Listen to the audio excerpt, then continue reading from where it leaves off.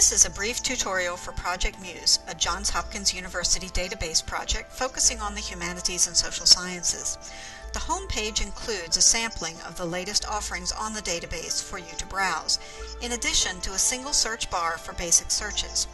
If we type Chaucer in the search bar, we find a number of results, none of which are highly targeted.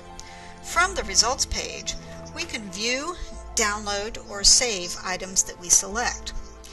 If we add a second term in the filter results column on the left, we narrow the results to a few thousand hits. We can further narrow the search by using click boxes on the left, selecting for publisher, language, content, and publishing dates, for example.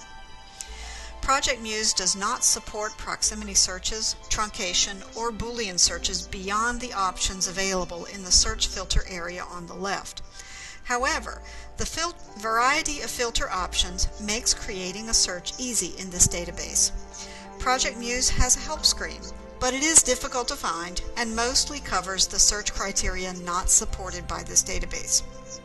For highly targeted research, this database is very useful as it includes a variety of specialty publications not found in other, more wide-ranging databases. So if your topic is in the humanities or social sciences, Project Muse is worth considering.